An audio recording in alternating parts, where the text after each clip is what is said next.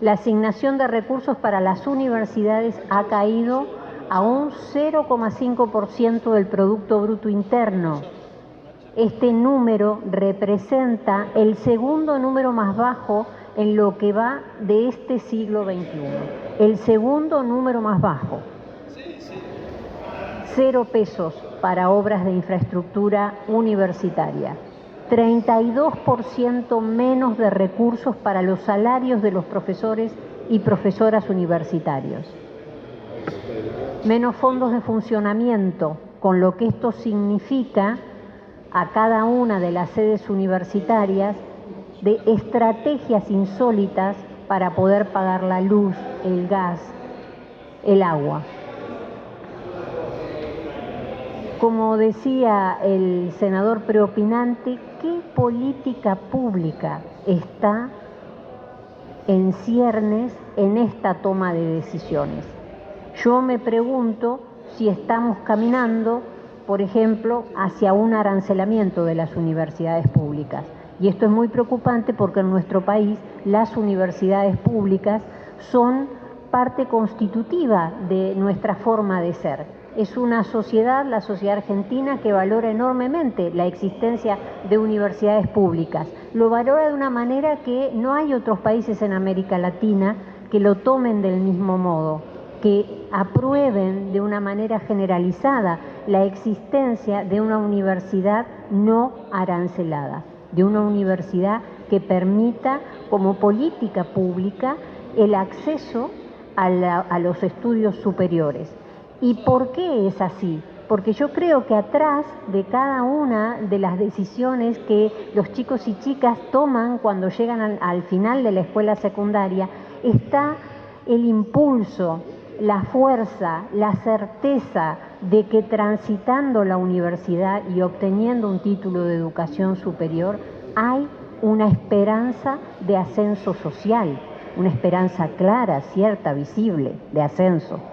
Hay también una esperanza concreta de inserción en el mundo del trabajo, de apertura con estas herramientas que da el tránsito por la universidad, apertura a un mundo de posibilidades que de otro modo no se abriría. Desfinanciarla a la universidad pública es destruir esos sueños, destruir esas posibilidades.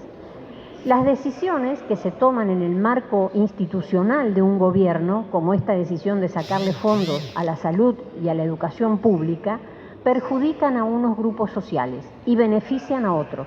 Esto es así, las decisiones no son neutras, perjudican a unos y benefician a otros.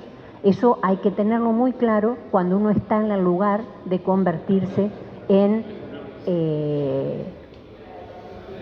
la cabeza de un gobierno nacional. Hay que tener muy claro que las decisiones favorecen a unos y perjudican a otros. ¿A quiénes perjudican estas decisiones de desfinanciar la salud y la educación? A los sectores de nuestro país con ingresos bajos y con ingresos medios.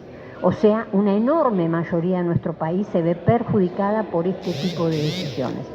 Entonces, la verdad es que es muy difícil entender por qué se insiste en este perjuicio. ¿Por qué se insiste? Las universidades distribuidas en todo el territorio de nuestro país, que es una cosa importante para tener en cuenta, porque en nuestro país las universidades datan desde incluso antes de la existencia misma del Estado Nacional. Universidades tan importantes como la de Córdoba o la Universidad de Buenos Aires son anteriores a la existencia del Estado Nacional. Y luego, no hace mucho, al inicio de este siglo XXI, las universidades se instalaron en distintos lugares del país, justamente para promover el acceso, un acceso facilitado por la cercanía. Ese acceso facilitado por la cercanía y esa gratuidad genera un costo evitado en esa facilidad de acceso. Nuestros estudiantes, cuando terminan y se llevan su título, no tienen que estar pensando en que deben pagar créditos por esa educación universitaria que tuvieron. Por lo tanto, sus primeros salarios son valorados en el sentido de que les permiten manejarse con proyectos de futuro, con proyectos de familia. Eso hay que tenerlo también muy en cuenta cuando uno es gobernante y toma decisiones. En 2022, el 68% de los ingresantes a las universidades de nuestro país fueron estudiantes de familias que por primera vez tenían un integrante que accedía a los estudios superiores en la universidad. En mi provincia hay un ejemplo interesantísimo. La Universidad Nacional de Río Negro es una universidad multisede, y me enviaban los datos de la sede atlántica, que es la sede donde está la ciudad de Viedma, la ciudad capital de la provincia, y en esa ciudad capital, donde el empleo público es importantísimo en cuanto a porcentaje de personas que lo ejercen, en esa ciudad capital, la Universidad de Río Negro tuvo en 2022 un 83% de estudiantes que eran primera generación de esa familia en acceder a la universidad. De ese 83%, un 46% eran chicos y chicas, jóvenes, provenientes de los quintiles de más bajos ingresos.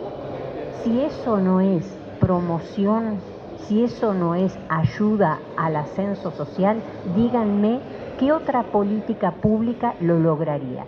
Creo que muchas de nosotras acá en este recinto y muchos de los senadores de este recinto también damos cuenta, damos fe y somos parte del proceso interesantísimo de inclusión social que genera una universidad gratuita, una universidad pública de calidad, porque guarda que también hay que decir eso, la universidad es gratuita y es de excelente calidad. La Universidad de Buenos Aires está entre las universidades de mayor reconocimiento del mundo entero. Eso hay que tenerlo en cuenta.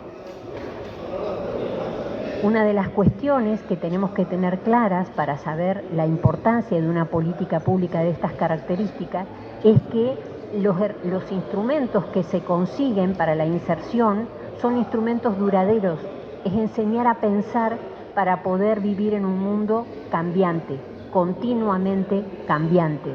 En Río Negro, por ejemplo, también hay datos muy interesantes de que los varones con nivel superior universitario finalizado muestran los mayores indicadores de actividad y ocupación formal. Ir en contra entonces de una institución como la universidad, forzar el arancelamiento puede ser una política muy perjudicial. Y acá también hay cuestiones que otros senadores han mencionado. Hay pruebas escritas de la baja valoración que esta gestión de gobierno nacional tiene respecto de la educación y de la salud pública. Una prueba contundente la encontramos en el proyecto de ley de presupuesto que ha sido girado recientemente al Congreso. En el texto se observa claramente de qué modo piensan lo público. Analizando la ley nos encontramos con una situación que verdaderamente a mí me impactó muy fuertemente, que es la derogación del artículo 9 de la ley 26.206 y la derogación del artículo 52 de la ley 26.058. Tremendo. O sea, para la educación pública obligatoria y universitaria, ¿qué nos están diciendo? Al derogar el artículo 9 de la ley 26.206, la Ley de Educación Nacional, nos están diciendo que no van a garantizar los fondos para el financiamiento de la educación. El artículo decía claramente, se garantizan los fondos para el financiamiento y además decía una cosa muy importante, que es que obligaba a que por lo menos el 6% del Producto Interno Bruto fuera destinado a financiar la educación. Y eso no aparece más, porque la ley de presupuesto propone su derogación. Ojalá en este recinto podamos debatir con claridad y con buenos argumentos cómo vamos a aprobar o no esa ley de presupuesto.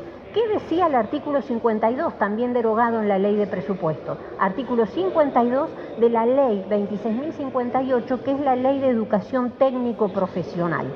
¿Qué decía el artículo 52?